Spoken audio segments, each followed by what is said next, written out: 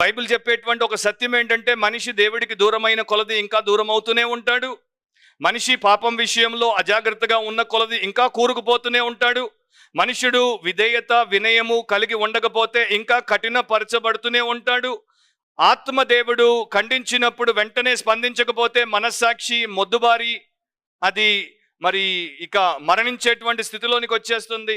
కనుక అలాంటి పరిస్థితిలో ఉన్నారు కనుక వీరు దేవుణ్ణి దూషిస్తారే తప్ప ఆయనను వారు స్తుతించరు, గణపరచరు, మహిమపరచరు. విలియం బార్క్లే అంటాడు, సర్వశక్తుడైనటువంటి దేవుడు ఎంత శక్తి గలవాడో ఇప్పటిదాకా మనకు చూపించాడు. కానీ ఒకే ఒక విషయంలో ఆయన ఆసక్తిపరుడిగా నాకు కనబడుతోంది.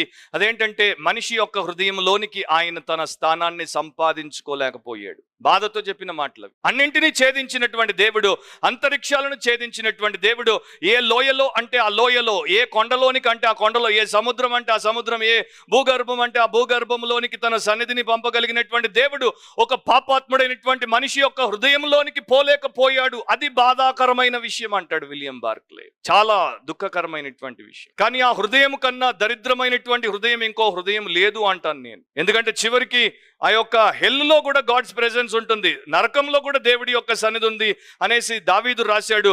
కానీ దేవుడి సన్నిధి లేనటువంటి ఏకైక స్థలం ఏంటంటే ఒక పాపాత్ముడి దేవుడి మీద తిరుగుబాటు చేసినటువంటి మానవుడి యొక్క హృదయం.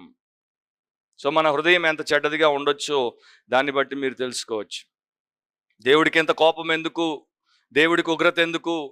నేను ఈ సంవత్సరమే ఐ థింక్ బిగినింగ్లో ద ర్యాత్ ఆఫ్ గాడ్ గురించి ఒక గంట సేపు మెసేజ్ ఇచ్చా, దేవుడి ఉగ్రత గురించి. నాకు ఎవరో వేరే రాష్ట్రం నుండి ఒక పెద్ద మెయిల్ పంపారు. దాంట్లో అన్ని దేవుడి కనికరం, దేవుడి కనికరం, దేవుడి కనికరం, దేవుడి కనికరం కొటేషన్లే రాశారు. నేను అన్నాను, నీకు దేవుడు వన్ సైడే తెలుసు, నీకు టూ సైడ్స్ తెలియదు. ఏమంటాం చెప్పండి? ఇప్పుడు దేవుడిని వన్ సైడే చూస్తారు, ఎప్పుడు చూసినా కనికరం కనికరం కనికరం కనికరం. ఆయనలో ఉన్న కోపాన్ని చూడరు. మన దేవుడు దయామయుడు, దీర్ఘశాంతం గలవాడు, దయాదాక్షిణ్య పూర్ణుడు. But at the same time మన దేవుడు దహించు అగ్ని, దాన్ని మర్చిపోవద్దు. Two sides of God.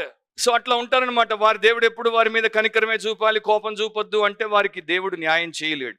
Okay, ముగింపులో మరి ఇప్పుడు వీరు దేవుణ్ణి దూషించారు. ఐదర్ మనం దేవుణ్ణి దీవించనైనా దీవించాలి, లేకపోతే దూషించనైనా దూషించాలి. ఐదర్ మనం దేవుడికి లోబడినైనా లోబడాలి, లేకపోతే దేవుడి మీద తిరుగుబాటైనా చెయ్యాలి. ఐదర్ మనం యేసును ప్రభు అని ఒప్పుకోనైనా ఒప్పుకోవాలి, లేకపోతే యేసును పాదముల కిందేసి తొక్కనైనా తొక్కాలి. ఇంకొక చాయిసే లేదు. నేను డిసైడ్ చేయను అనడానికి అవకాశమే లేదు. సో గొప్పతనం ఏంటంటే ఆయన ఇంకా అవకాశం ఇస్తున్నాడు.